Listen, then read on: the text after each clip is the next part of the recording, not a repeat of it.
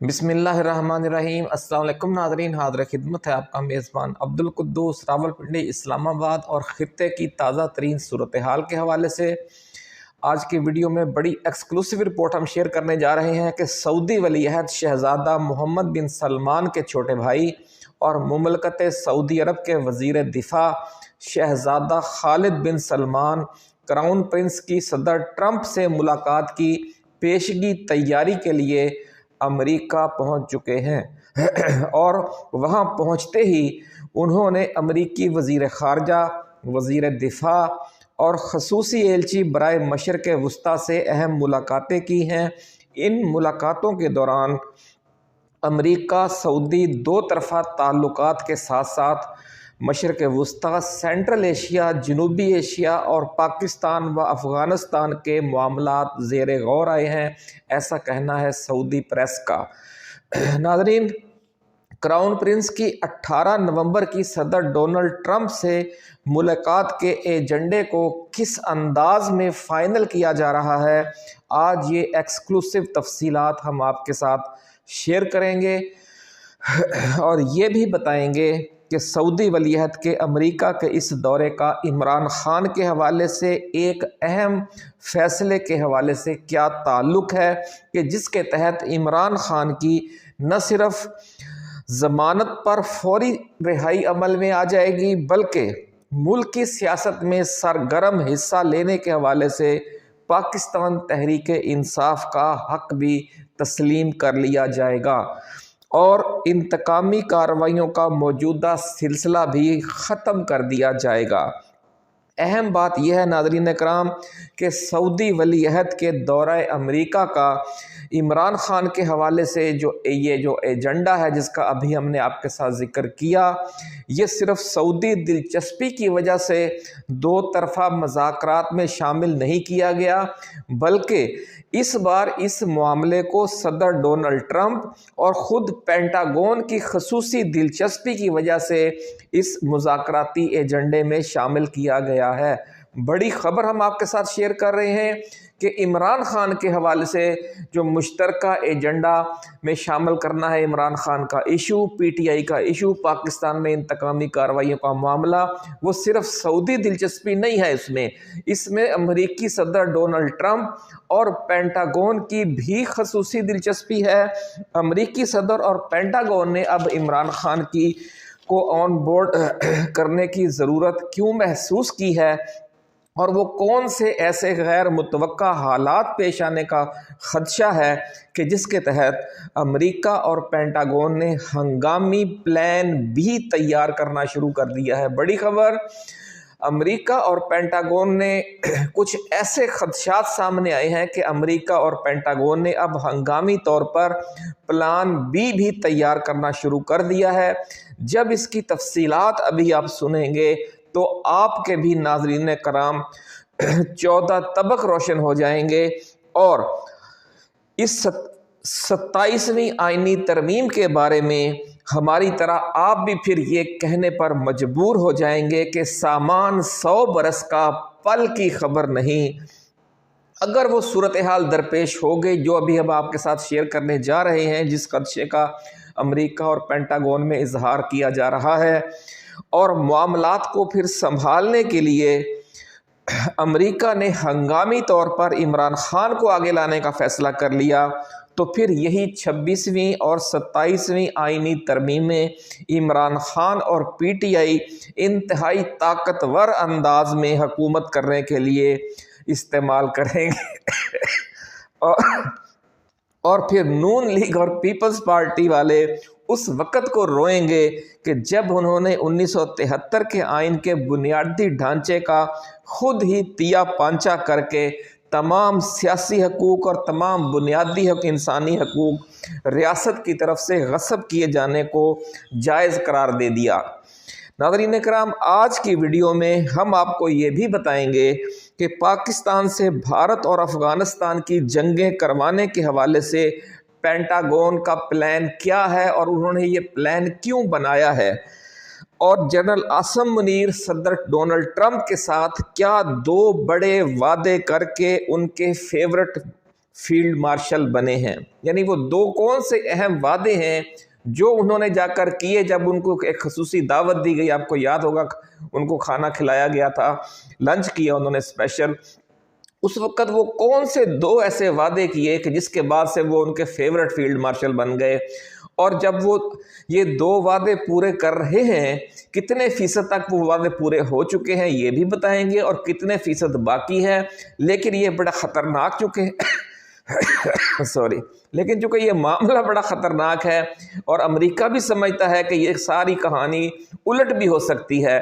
इसलिए उन्होंने एक मुतबादल प्लान बी तैयार किया है जो आज हम आपके साथ शेयर करेंगे, ताकि बवक्त ज़रूरत उस पर फिर अमल शुरू कर दिया जाए। ये प्लान बी वो पहले भी करते रहे हैं, वो भी हम आपको इशारा देंगे कि पहले भी वो अमेरिका हमेशा 2 प्लान के साथ खेलता है।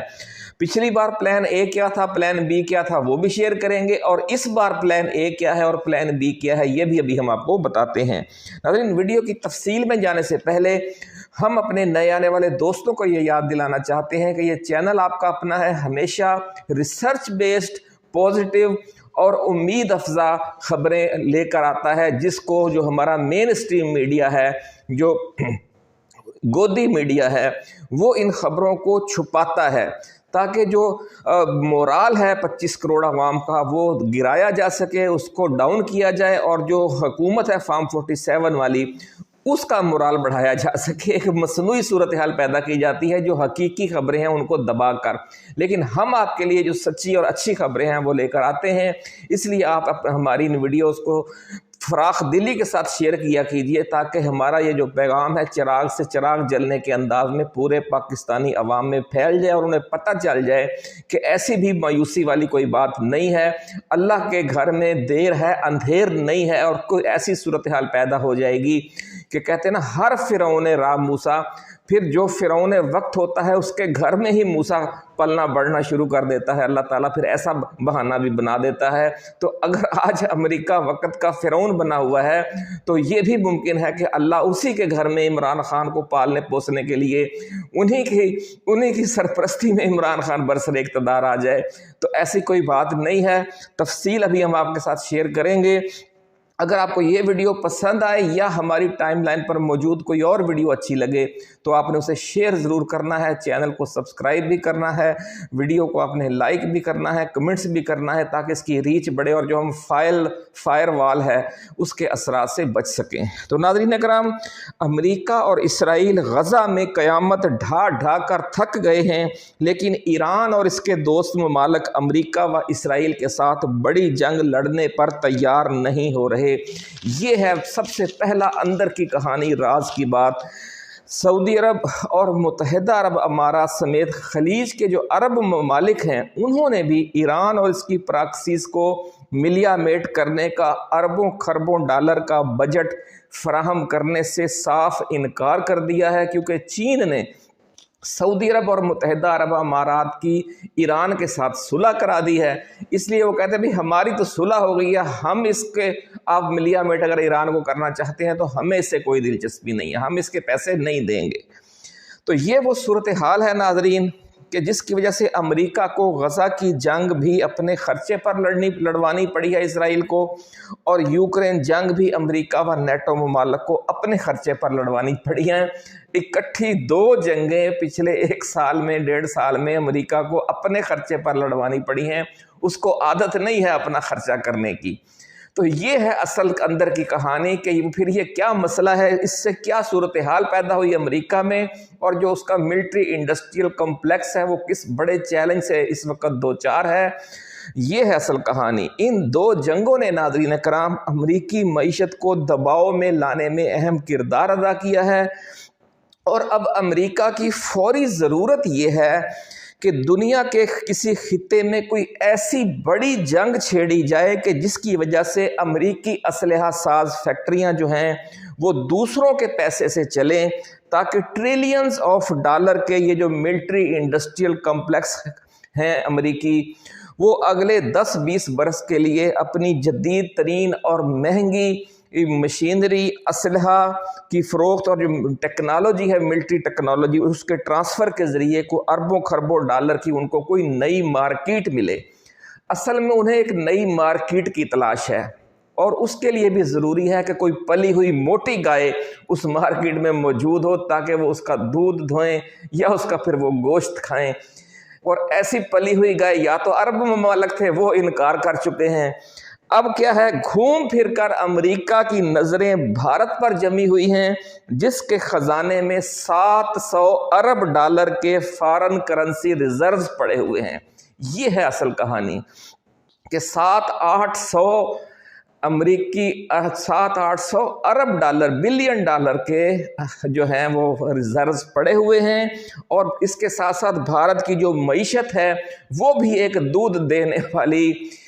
جو آسٹریلوی گائے ہے، اور ٹریلینز آف ڈالر سالانہ کی اکانومی بنی ہوئی ہے۔ یعنی پیسہ اس وقت اگر چین کے بعد دنیا میں کسی جگہ پر بڑی تیزی سے پیدا ہو رہا ہے تو وہ بھارت ہے۔ تو ناظرین اکرام، امریکہ یہ زور لگا لگا کر بھی تھک گیا ہے کہ بھارت کو چین سے لڑا دے۔ یہاں یہ ایک فارمولہ تھا کہ اس گائے کو ذبح کرنے کے لیے کہ اور اس کا دودھ پینے کے لیے جو ہندوستانی گائے ہے کہ امریکہ اس کو چین سے لڑوا دے، لیکن چین سے لڑنے کا جو بھارت ہے وہ حوصلہ نہیں کر رہا۔ اب آخری چارہ کار کے طور پر بھارت اور پاکستان کی جنگ اور پاکستان اور افغانستان کی جنگ کروانے کا فیصلہ کیا گیا ہے، تاکہ یہ جو ملٹری انڈسٹریل کمپلیکس ہے اس کا جو پہیہ ہے وہ چلتا رہے۔ یہ ہے اصل کہانی، اور بھارت کی مودی سرکار پینٹاگون کا یہ پلان قبول کرنے کا حوصلہ کر چکی ہے، ایسا کہنا ہے ذرائع کا، کیونکہ ایک تو اس نے پاکستان سے اپنے 7 جہاز گرانے کا بدلہ لینا ہے، جس زخم پر بار بار نمک چھڑکتا رہتا ہے ڈونلڈ ٹرمپ۔ یہ بھی آپ سمجھ لیں کہ اس کے یہ کہنے کی کیا وجہ ہے۔ دوسرے، افغان طالبان کی ملی بھگت سے پاکستان کو 2 طرف سے گھیر کر خطے میں بالادستی حاصل کرنے کی کوشش بھی کرنا چاہتے ہیں مودی سرکار جو ہے، کیونکہ وجہ اس کی یہ ہے کہ مالدیپ، سری لنکا اور بنگلہ دیش جو تینوں ہمسایہ ممالک ہیں، ان میں انڈیا آؤٹ کا نعرہ لگنے کی وجہ سے اب خطے میں